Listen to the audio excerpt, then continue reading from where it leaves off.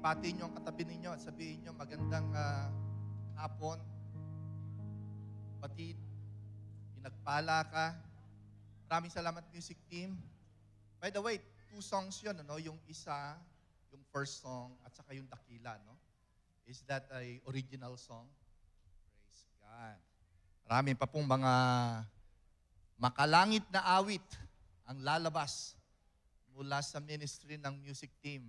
At, by the way, nais ko pong i-recognize yung mga pastors na tumulong sa Osamis.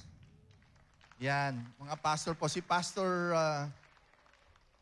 Ray, John Ray. Tayo ka nga, Pastor. Yan. Ganda lalaki yan, long hair pa. Okay. Siya po yung naging parang pinaka-event coordinator natin doon. So, thank you. At saka ang parents, mga pastors na po, no? Yes, oo, si Pastora. Pangalan mo? Bella. Okay. Praise God. At katulad po ng nai-report namin noong nakaraang Sunday, talagang napakatindi yung revival na nangyari sa Osamis, no?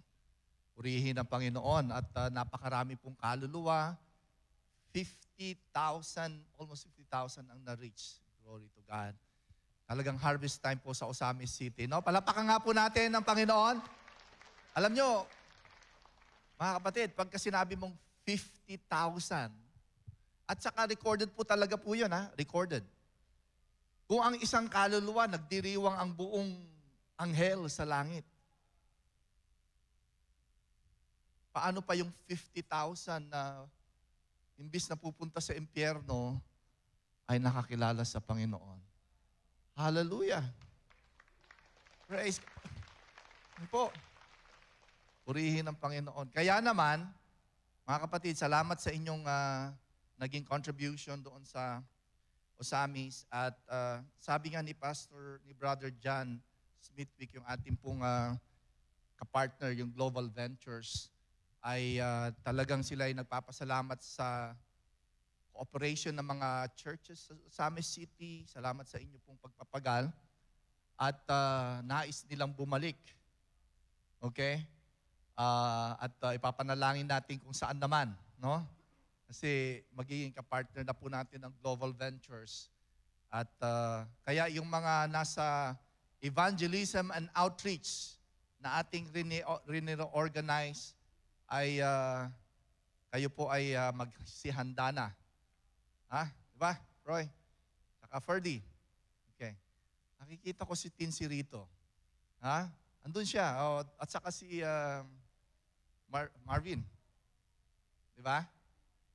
Okay? Kailangan magsihanda po tayo, mga kapatid. Alam nyo kung bakit? Sunod-sunod ng lindol. Di ba? Kasama po yan sa sinabi ng ating Panginoon. Maraming mangyayari sa mundo bago siya bumalik. Maraming mga shakening, matitindi ang persecution, titindi ang corruption, marami. Kasama po yan sa sinabi na ng ating Panginoong Jesus. Kaya naman, ang church, katulad ng ating inaawit kanina, na the church must arise. Hindi po tayo dapat natatakot sapagkat alam na po natin ang the end. Alam na natin ang ending, mga kapatid. Nandiyan po ba kayo? Alam na natin kung anong mangyayari.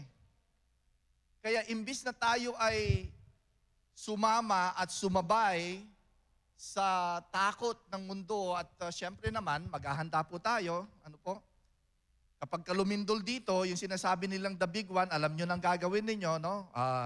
Drop, cover your head. Yan pong mga upuan yan, pang-cover po yan. Design po yan para ma-cover po yung ulo natin, no? At pagka yumanig, wag po kayong tumakbo sapagkat pag tumakbo po kayo, sabi nga po ng mga dalubhasa sa lindol, doon po yung maraming nadidisgrasya, yung tumatakbo sila.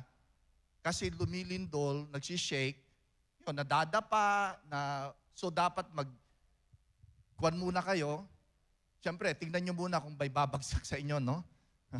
Nagbibigay ako ng kuwan dito, Pastora Heidi, ng NLCOM training, no? Pagka nag-shake, tignan yung paligid ninyo, drop lang kayo, kasaba rin ang panalangin na tumigil ka, lindol, no? Ganon. Pagka humina na, tignan nyo po yung mga exit natin. Yan, yung mga exit po natin. Okay? Yan po ay dinesign, hindi lang po para design ng building. Yan po yung mga warning. Pagtulak nyo po niyan, pwede na po kayong lumabas sa mga paligid. So ganun lang po yun. Kahit sa saang lugar, maging alerto lang kayo. So alert, and yet, tayo ay hindi natatakot. Can you say amen? Alam natin ang gagawin natin.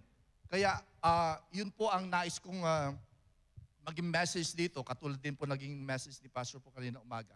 Ang ating pong buhay ay dapat na magkaroon ng focus. Wag na po tayo, hindi na po panahon ng kung ano-ano pa ang pinaggagawa natin sa buhay.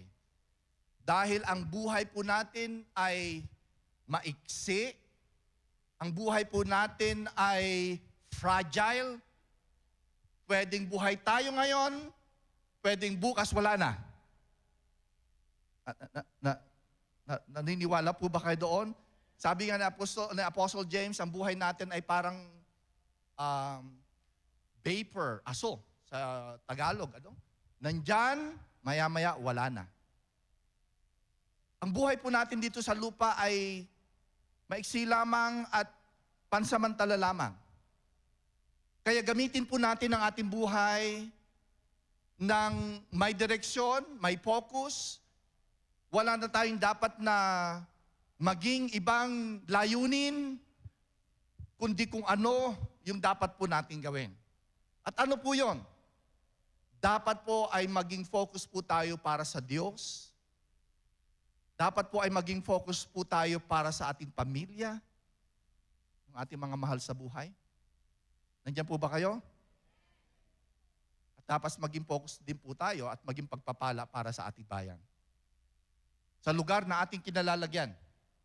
Yan po yung ating mensahe ngayon para sa Diyos, para sa pamilya, at para sa bayan. Katulad nga po ng nangyayari sa paligid po natin, hindi na po ito panahon na tayo ay patumpik-tumpik pa. O panahon na hindi mo alam kung anong gusto mong gawin sa buhay. Mga kapatid, tandaan po natin, kayo ay ipinanganak na mayroong purpose. Hindi po ba? Hindi po kayo aksidente. Pakitingin mo nga po ang iyong katabi at sabihin mo sa kanya, hindi ka aksidente. Sige po, palalahan niya. Hindi ka aksidente. Kahit namukha kang aksidente, pero hindi ka aksidente. Merong layunin ng Panginoon sa iyo. Ipinanganak ka sa panahong ito ng may dahilan. Hindi ka lang kabilang sa population ng Pilipinas. Ang iyong pangalan ay alam ng Diyos. Ang iyong thumb mark, walang kapareho. Na-imagine po natin ba yun? Can you imagine na ikaw ay unique at kilala ka ng Diyos at alam ng Diyos ang buhay mo at mayroon siyang plano para sa iyo? Although hindi ka plinano ng nanay mo at tatay mo, bigla kang lumabas, ano? Pero may plano ang Panginoon sa iyo. Yun ang nais na iparating ng Panginoon sa iyo. Ngayon, doon sa plano na yon, hindi mo ito malalaman at hindi mo ito maiimbento sapagkat walang sino mang pwedeng umimbento ng kanyang sariling destiny. Katulad po ng iPad na to, mayroong gumawa. At yung gumawa na yon, intentional ang kanyang paggawa. Dahil may purpose ang iPad na to. Ganon din sa inyo. May lumikha sa inyo at may purpose kung bakit kayo nilikha. So kung nais mong malaman ang purpose mo at ang layunin mo, pumunta ka sa lumikha sa iyo. Kilalanin mo siya. Alamin mo kung ano ang gusto niya para sa iyo. alamin mo kung ano ang plano niya sa iyo at alam na alam po natin ang pinakaplano ng Panginoon sa sangkatauhan.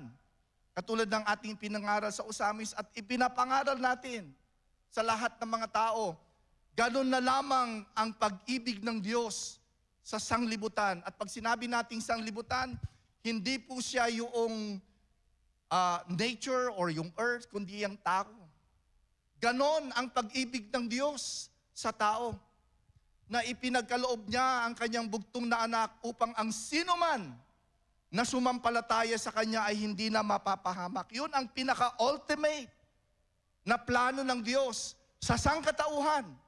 Mula pa nung panahon ni Adan hanggang ngayon, nais niyang bigyan ng kaligtasan ang sangkatauhan sapagkat sila'y makasalanan.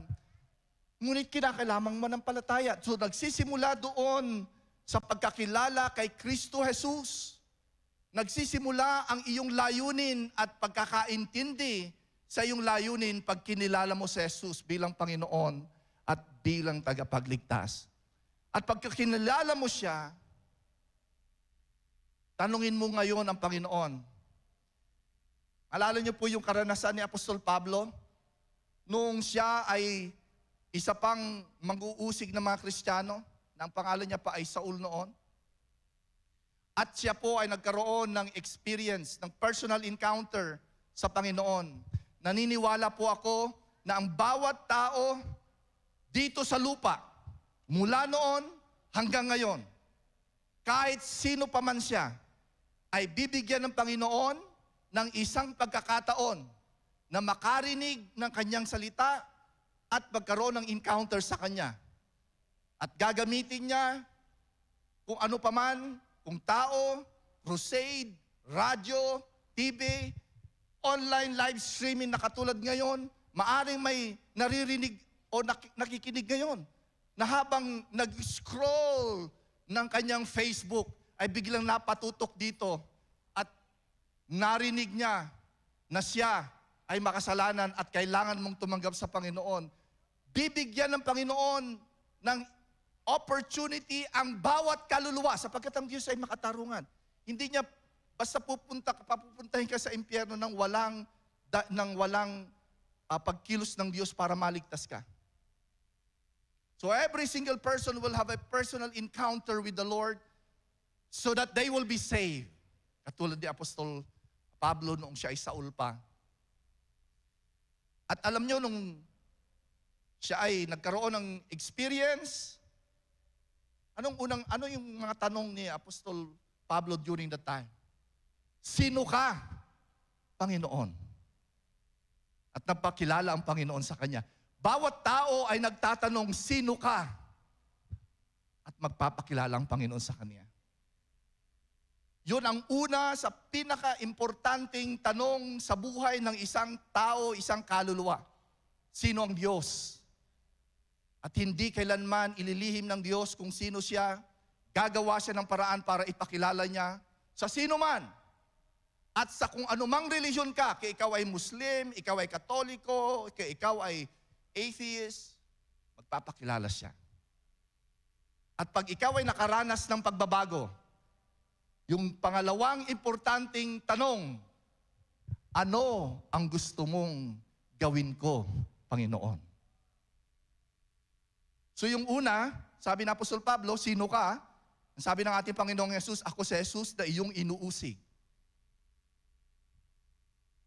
Tapos sabi ng Apostol Pablo, so ano ang gusto mong gawin ko? At sinabi ng Panginoon, ang kanyang gagawin. Ganon, dalawang importanteng tanong mga kapatid. Sino ka? Palagay ko, and I'm hoping all of you have encountered Him. Pangalawang tanong, ano ang gusto mong gawin ko? Naitanong na po ba natin yon sa Panginoon? Panginoon, anong gusto mong gawin ko? Ano ang nais mo para sa buhay ko? At kapag ito po ay tinanong natin, magpapahayag po ang Panginoon. Nais kong ikaw ay maging contractor.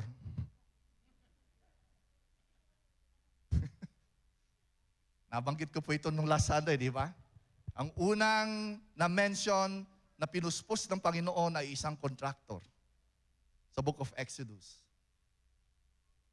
Pinuspos siya ng Panginoon, hindi para magkamal ng pera. Pinuspos siya ng Panginoon para magtayo ng tabernakulo. Magtayo ng isang lugar na kung saan magamit ng Panginoon para sa kanyang kalwalhatian. Baka tinatawag ka ng Panginoon na maging isang kontraktor upang nang sa ganon, magtayo ng building na walang korupsyon. Can you say amen? Posible po ba yon? Posible po yon. Hindi mo alam ang sinasabi mo, Pastor Edwin, kapag hindi mo alam ang kalakaran sa gobyerno po natin ngayon. Walang imposible sa Panginoon. Kung ang cancer nga napapagaling, paano pa ang korupsyon sa bansang ito?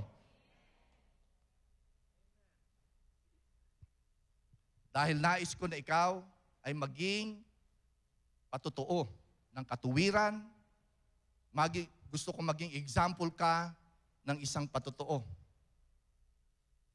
So yun po ang nais ng Panginoon. So ano po ba ang nais ng Panginoon para sa inyo? Alam niyo, ito po yung panalangin ni Apostol Pablo para sa mga mananampalataya. Ephesians chapter 1, verse 15 to 20. Nawa po ay makita po natin ito. Sabi ni Apostol Pablo, kaya nga, mula nang mabalitaan ko ang tungkol sa inyong pananalig sa Panginoong Jesus. So nagsisimula po sa pananalig. Nagsisimula po sa pagkakilala sa ating Panginoong Hesukristo. Yung po ang talagang napaka-importante at pinaka-vital sa isang buhay na makatwiran, ang pagkakilala sa Panginoon. At sabi ng Apostol Pablo sa mga taga-Epeso, nabalitaan ko na kayo ay nananalig sa Panginoong Jesus at ang inyong pag-ibig sa lahat ng kanyang mga banal. Ibig sabihin, hindi nyo lamang iniibig ang Diyos, iniibig nyo rin ang tao, iniibig nyo ang mga pamilya nyo, iniibig nyo ang bayang ito. Can you say amen? Sino po rito ang nagmamahal sa kanyang pamilya? Lahat po tayo. Sino po ang nagmamahal sa kanyang mga anak? Amen? Mahal na mahal po natin ang ating pamilya at iingatan po natin ang ating pamilya. Sisiguraduhin natin na sila ay makakakilala sa Panginoon at pagkakaroon sila ng karanasan at opportunity na makapaglingkod din sa Panginoon. So yung pagkakilala mo sa Panginoon at pag-ibig mo sa mga tao, ang sabi niya rito sa verse 16, walang tigil ang pasasalamat ko sa Diyos para sa inyo. At hindi ko kayo nakakalimutang ipanalangin, sabi niya. Ano yung kanyang mga panalangin? At ito po naway maging karanasan po natin at itong panalangin po ng bawat pastor, bawat manggagawa sa church na ito. Ano po yung panalangin yung idinadalangin ko sa Diyos ng ating Panginoong Hesukristo, ang maluwalhating Ama, na pagkalooban niya kayo ng spirito ng karunungan. Sabi nga po niyo, spirito ng karunungan. So hindi lamang po ito kaalaman patungkol sa Diyos, kundi ito'y karunungan na nanggagaling sa puso. Hindi lamang Kristiyano sa kanyang bibig, kundi Kristiyano sa kanyang puso. Isang mananampalataya na handang lakaran ang kanyang nalalaman at ang karunungan nanggagaling sa Panginoon. Sabi niya rito, bigyan kayo ng spirito ng karunungan at pagpapahayag tungkol sa Diyos upang lubusan niyo siyang makilala. Ang Kristo na inyong tinanggap para sa inyong kaligtasan ay marami pang ipapahayag sa inyo kung sino siya sa buhay niyo. Hindi lamang siya tagapagligtas ng kaluluwa mo at ipinagpapasalamat natin yon na hindi na tayo pupunta sa impyerno. Can you say amen? That in itself is enough for me to give thanks unto the Lord that I am saved and I am assured of heaven.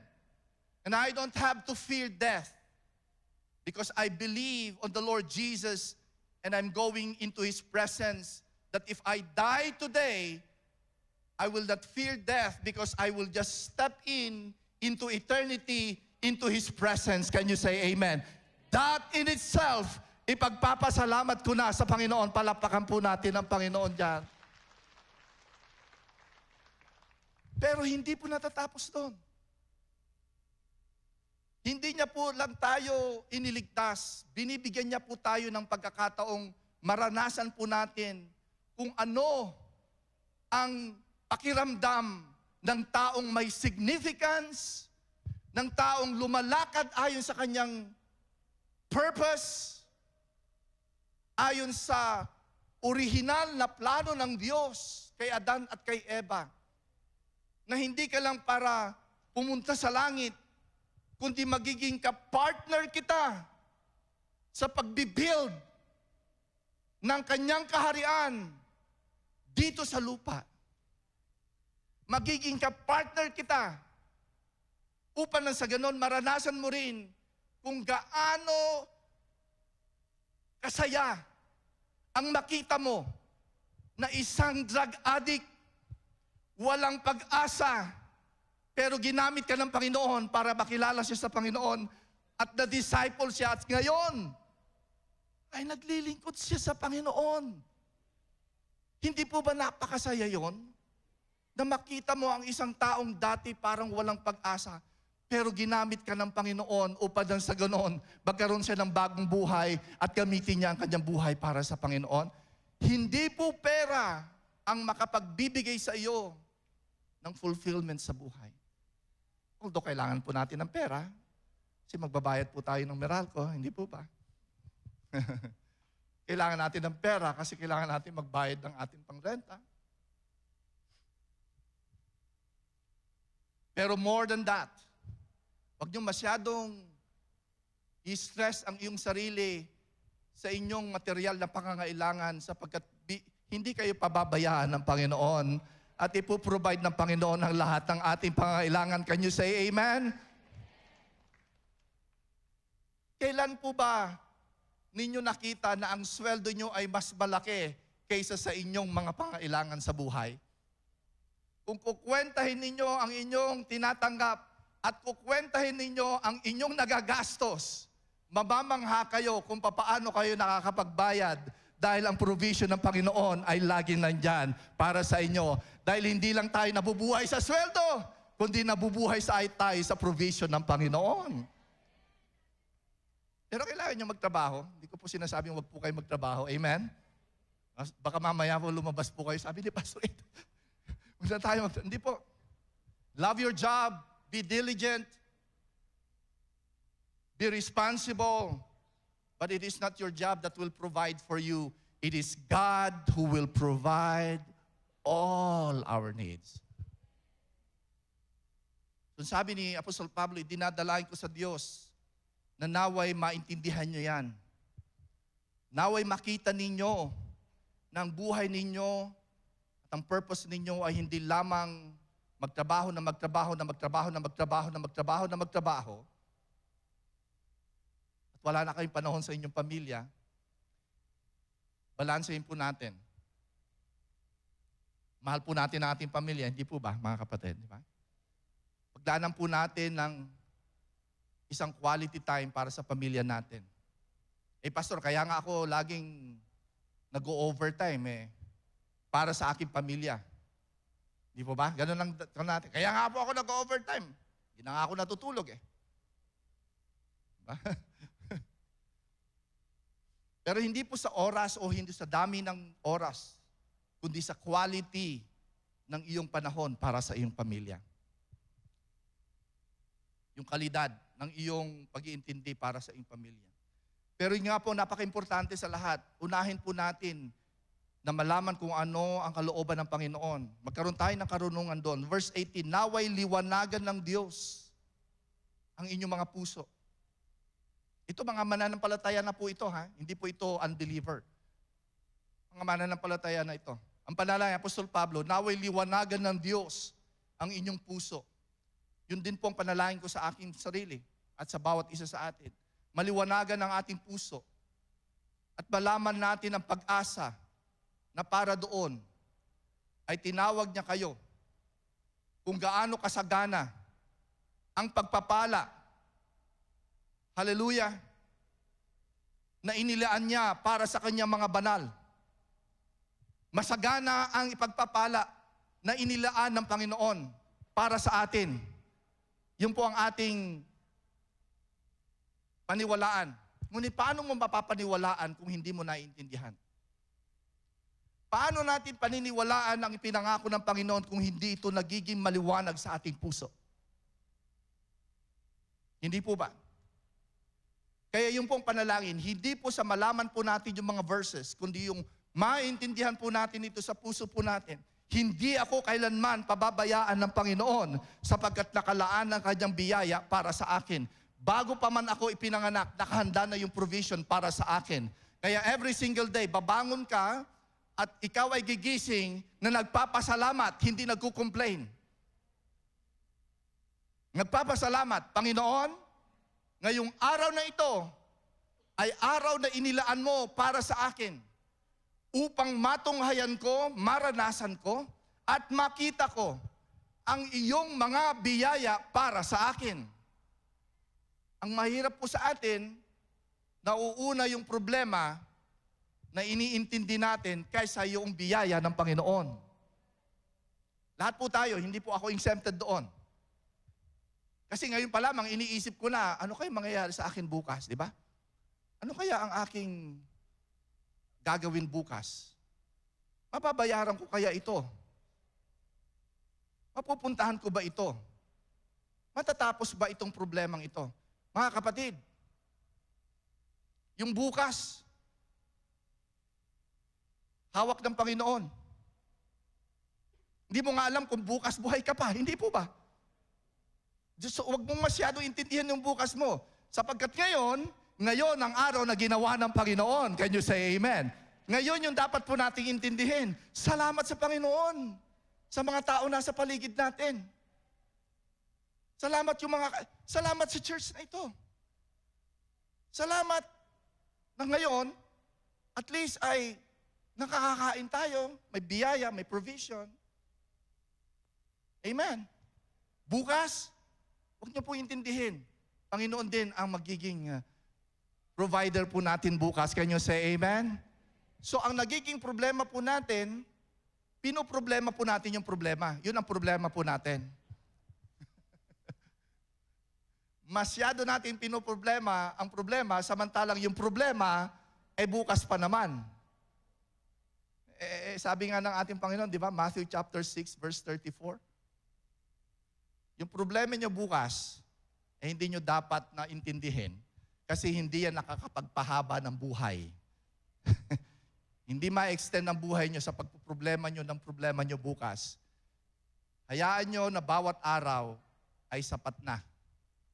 Can you say amen? Naway maging malaya po kayo doon kasi marami po sa inyo ang hindi nakakatulog dahil sa iniisip nyo yung bukas. Amen? Panginoon ang bahala bukas. Amen? Meron nga, saan ko ba napanood yun na cartoons? Yesterday is past. Hindi na natin pwedeng balikan, di ba? Kaya ang tawag sa kanya ay past, di ba? Tomorrow is for the future. So wag natin masyadong isipin yon. Today is called present, di ba? Present. Alam niyo po ang ibig sabihin ng present? Regalo. Di ba? Kaya nga present sa English eh. Sa mga English, ang ibig sabihin ng present is a gift. So today is a gift. Let's enjoy the day, mga kapatid. Amen? Sige nga po, yugyugin nyo yung katabi nyong baka natutulog na. Oy, gising, enjoy mo ang buhay ngayon. Amen. Oh. Tapos sasagutin nyo, kaya nga ako natutulog, ini-enjoy ko eh. Di ba? Purihin ng Panginoon. So napaka-importante po na maliwanagan tayo, maliwanagan ang puso natin, na tayo ay mayroong pag-asa at mayroong saganang pagpapala na nakalaan para sa atin. Verse 19, at kung ano ang di masukat niyang kapangyarihan na kumikilos sa atin na nananalig sa Kanya. Merong kapangyarihang kumikilos. Hindi po ito galing sa atin, galing sa Kanya. Meron po tayong pwedeng sampalatayanan o meron po tayong pwedeng sandigan. At yun ay ang kapangyarihan ng Panginoon. At ang sabi rito ay, hindi siya masukat. Ito'y kumikilos sa mga sino, sa mga kaninong tao. Ito'y kumikilos sa atin na mga, ano po yun? Basahin nga po natin ang sabay-sabay. Nananalig. One more time. Nananalig. Nandiyan po ba sa kwan? Ayan. Nananalig sa Kanya. Manalig ka lang, kapatid. May nakalaan para sa iyo. Manalig lang po tayo. Siguro ang iba sa inyo, ilang beses nyo naririnig ito, pero kailangan magkaroon kayo ng kapahayagan dito, revelation. Manalig ka lang. Magtiwala ka lang. Ito po ang dahilan kung bakit nandito po tayo sa church. Para mapaalalahanan po tayo sa mga panahon na minsan ay natatakot, nawawalan ng pag-asa, manalig lang po tayo. Sabi niya, kapag nananalig ka, ang dakilang kapangyarihang kumikilos na yon ay kaparehong kapangyarihang muling bumuhay sa Panginoon. Verse 20. Ito yung same power. Ito yung kapangyarihan na muling bumuhay kay Kristo at siyang nag-upo sa kanan ng Diyos sa kalangitan. So itong kapangyarihang ito na hindi kailanman masapatan or mapantayan ng tao, ito'y kumikilos sa atin kapag tayo nananalig sa Kanya. Kung nabuhay ang isang bangkay, mabubuhay ang pangarap na inilaan ng Panginoon sa iyo. Kung nabuhay ang ating Panginoong Yesus mula sa mga patay, walang imposible sa pinananaligan mo para sa Panginoon. Palapakan nga po natin ang Panginoon. Ang nais ng kaaway, maging busy ka na matakot. Yan ang nais niya. Ino-overwhelm niya ngayon ang sangkatauhan. Nagkakaroon ng shakening. Shakening sa literal, shakening sa spiritual. Marami. Marami nangyayari. At alam nyo, matindi ang magiging pagkilos ng kaaway. At ito ang nagiging tendency ngayon sa atin. Tayo ay nag-aalala, tayo ay nabubuhay sa takot. Hindi natin alam na ito'y isa sa mga paraan ng kaaway upang mawalan ka ng pag-asa, mawalan ka ng pananampalataya. Pero ito rin yung panahon na kung saan ang mga mananampalataya ay talagang makakitaan ng katatagan ng pananampalataya at pagtitiwala sa Panginoon. Ito yung panahon na ipapakita natin na ang panalangin ay makapangyarihan. Can you say amen? Na ang salita ng Diyos ay totoo. Can you say amen? At kumikilos ang Panginoon. Ito yung panahon. Habang dumidilim ang sanglibutan, ang tao ay naghahanap ng kasagutan, ang iglesia naman dapat ay tumayo at mga mananampalataya ay maging matapang, maging kumpiyansa, confident sa kanyang pananampalataya. So papaano tayo lumaban mula sa pagkilos ng kaaway, magkaroon ng kapahayagan patungkol sa Kanya. Magkaroon ng kapahayagan kung ano ang Kanyang plano. Magkaroon ng focus ng paglilingkod sa Kanya. At sumunod sa Kanya. Magtiwala lang tayo sa Panginoon. Ngayon, more than ever, ang pinakamagandang panahon upang ipakita natin sa tao na ang nagtitiwala at sumusunod sa Panginoon ay kailanman ay hindi magugupo ng takot at ng kadiliman. Ito rin yung panahon na inyong mapapatunayan kung gaano karealidad o kaposible ang kapangyarihan ng pagkilos ng Panginoon. At muli, bilang isang mananampalataya. Whether nabubuhay tayo dito sa lupa or whether tayo ay pupunta sa Panginoon. Matagumpay dito sa lupa, matagumpay din sa presensya ng Panginoon. Wala pong talo. Amen. Walang talo sapagkat ika'y ligtas na dito sa lupa at ginagamit mo ang buhay mo para sa Panginoon. At kung ikaw man ay mawala dito sa lupa, diretso ka sa presensya ng Panginoon. Walang talo ang mananampalataya. Kaya gamitin po natin ng may katalinuhan ang ating buhay. Gamitin natin ang ating buhay para sa Diyos. At gamitin natin ang buhay para sa ating pamilya. Sa ating mga mahal sa buhay. Ating mahal sa buhay, ang ating mga anak, magkaroon po kayo ng panahon upang bigyan ng pansin ang inyong mga mahal sa buhay. Ipanalangin sila. Ilapit sila sa Panginoon. Huwag po kayong sumuko sa mga mahal nyo sa buhay.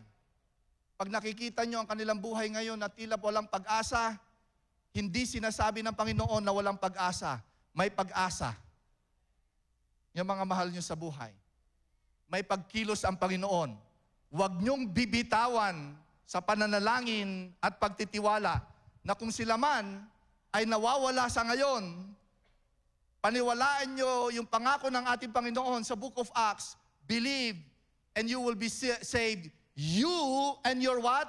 Your household. Can you say amen?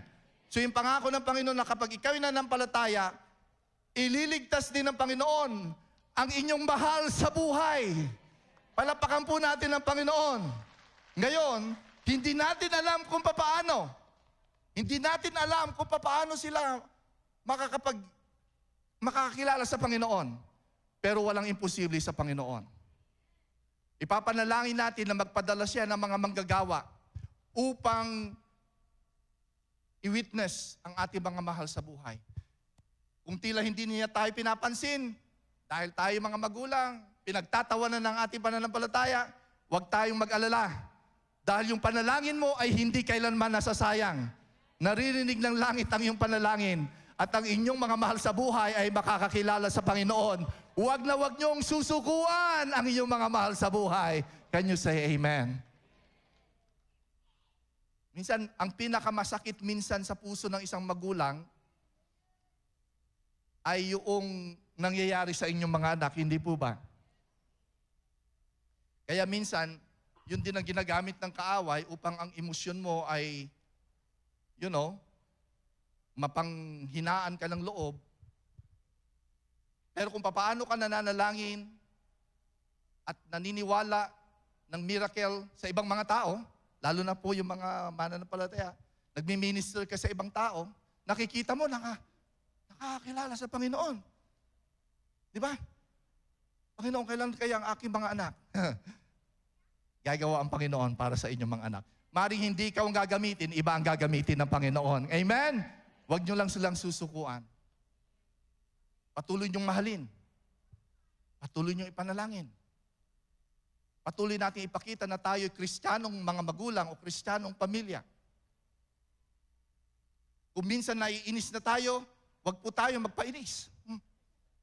Huwag tayong magpapikon. Hindi po ba? Minsan napipikong ka na. Gusto mo nang... Pero sabihin mo, God bless you, anak. God bless you. Pagpalain ka ng Panginoon. At kung hindi ganon ang iyong masasambit, itikom ang bibig. Hallelujah. Bago magsalita ng negatibo. Amen? Ipanalangin natin ang pagkakaisa sa pamilya. Mga nagkakagalit. Dahil lamang siguro sa pera, sa mana, sa bahay, o kahit na sa minsan may mga simpleng mga, di ba? Karaoke ka na, karaoke. Diba? Yung mga ganun. Inom ka ng inom. Mga ganun, di ba? Huwag po kayong mag-alala, kumikilos ang Panginoon sa inyong mga anak at sa inyong pamilya. Amen? Kumikilos ang Panginoon. Actually, meron akong, siguro may kinakausap ang banal na spirito rito. Pag-iisahin ng Panginoon ang inyong pamilya, mga kapatid. Yung anuman yung nagkakawatak-watak sa inyong pamilya, at anuman ang ginagawa ng kaaway sa inyong pamilya. Matatalo ang ginagawa ng kaaway, pag-iisahin ng Panginoon ang iyong pamilya at ang iyong tahanan ay magkakaisa sa Panginoon. Amen? Hindi tayo pababayaan ng Panginoon. So dapat natin gawin, sumunod lang sa Panginoon. At kinakailangan kong sumunod din sa oras kasi wala na pala akong oras. Ano? Sumunod tayo sa Panginoon at sumunod tayo sa oras. Para ang bilis ng oras yata. No? Sige, sige, tumugtog ka na. At, ibig sabihin, matatapos na tayo. Para sa Diyos, para sa pamilya, at para sa ating bayan. Mga kapatid, huwag kayong sumuko sa kinabukasan ng bansang ito.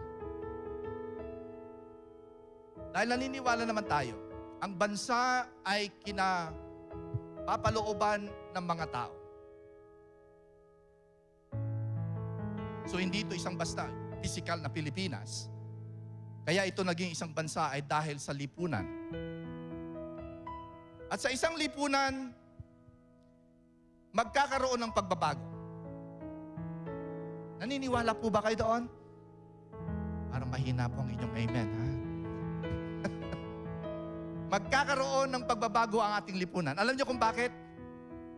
Alam niyo po kung bakit? Wala niyo kung bakit? Bakit po?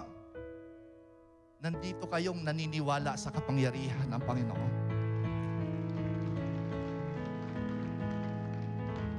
Pag dumating na yung panahon na wala na ang church, yun talagang walang pag-asa sa isang lipunan. Pero kapag nandito pa ang mga mananampalataya, nandito pa ang kalipunan ng mga Pilipinong hindi lamang nagtitiwala sa kapangyarihan ng gobyerno, kundi nagtitiwala sa kapangyarihan ng Diyos. Makikita po natin ang pagbabago sa lipunan natin. Isa lamang ang nais ng Panginoon para sa atin, church. Katulad ng hindi mo pagsuko sa iyong mga mahal sa buhay, huwag mong sukuan ang Pilipinas. Huwag mong sabihin na magpapalit na ako ng passport, iiwanan ko na ang bansang ito, walang kapag-apag-asa ang bansang ito. Hindi po.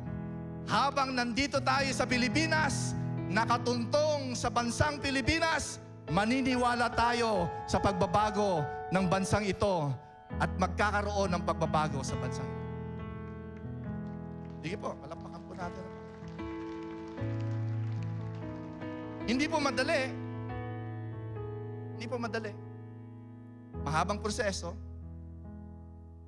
Pero alam niyo po ba, ang susunod na magiging presidente, magiging senador, magiging congressman, magiging contractor.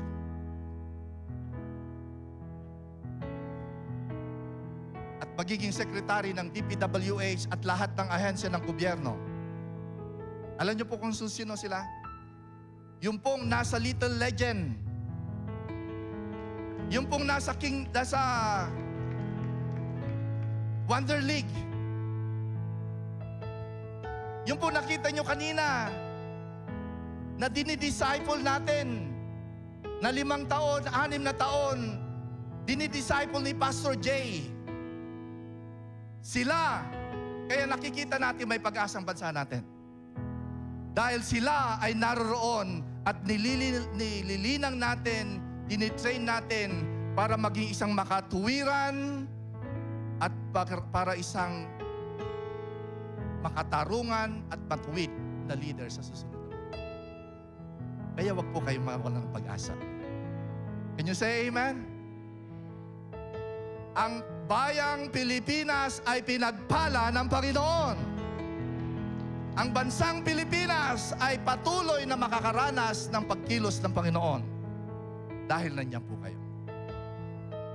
Para sa Diyos, para sa pamilya, at para sa bayan. Palapakan po natin ang